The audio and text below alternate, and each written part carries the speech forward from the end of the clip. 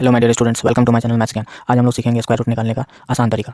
तो आप लोगों को 1 से 9 तक का तो स्क्वायर रूट आता ही होगा, तो वैसे मैंने साइड में यहाँ पर राइट भी कर दिया है।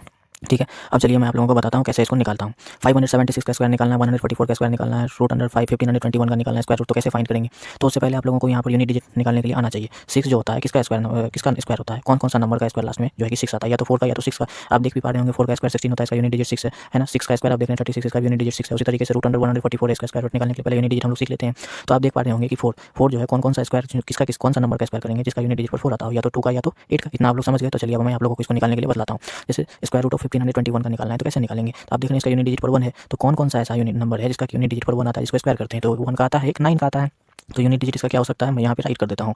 यूनिट डिजिट जो है या नहीं तो 1 हो सकता है, या पॉसिबल एक और क्या है 9 है, ये ना हो सकता है। अब चलिए मैं इसके आगे आप लोगों को बताता हूँ। इतना तो आप लोगों ने समझ लिया होगा। तो अब आगे क्या करेंगे, इन दोनों नंबर को पहले हम लोग कट कर लेंगे। ठीक है, अब इस 15 को यहाँ पर कंसीडर करेंगे। तो अब देखेंगे कौन सा ऐसा 2 नंबर है जिसका कि स्क्वायर करेंगे ना तो वो जो है 15 के बीच में आ जाता हो। तो आप लोग ध्यान देंगे 3 का स्क्वायर 9 और 4 का स्क्वायर 16, इनके बीच में ये 15 आ जाता है ना। तो 15 जो है 9 से अधिक है और 16 से कम है, तो इनको कंसीडर नहीं करना है, हम लोगों को कम वाला वैल्यू को कंसीडर करना है। 9 किसका स्क्वायर है? 3 का।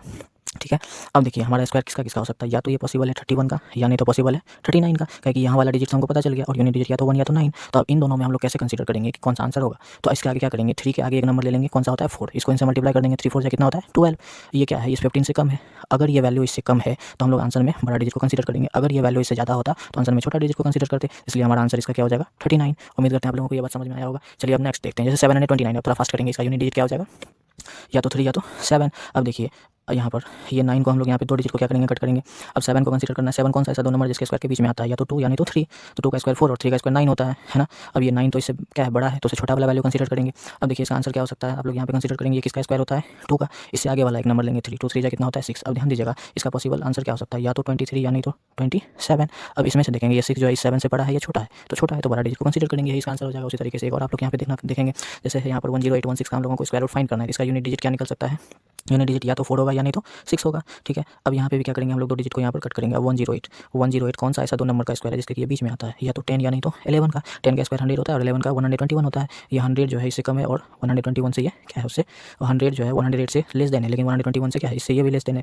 तो अब यहाँ पे ध्यान देंगे, इससे जो है ये वैल्यू बड़ा है, लेकिन इसे हम लोगों को कंसीडर क्या करना है, छोटा वाला वैल्यू। ये किसका स्क्वायर होता है 10 का, है ना। इसका पॉसिबल आंसर क्या हो सकता है, या नहीं तो 104 होगा या नहीं तो 106 होगा, यही ना। अब इन दोनों में हम लोगों को कंसीडर करना है कि कौन सा आंसर होगा। तो इसके आगे वाला एक नंबर लेंगे, 10 के आगे क्या होता है 11, 10 11 से कितना होता है 110। अब यहाँ पे आप लोग देखेंगे 110 जो है 108 से क्या हो जा रहा है, बड़ा हो जा रहा है। जब ये वैल्यू इससे बड़ा हो जाता है तो हम लोग आंसर में क्या करते हैं, छोटा डिजिट को कंसीडर करते हैं, तो आंसर हमारा 104 होगा। उम्मीद करते हैं आप लोगों को समझ में आया होगा। Thank you for watching my video.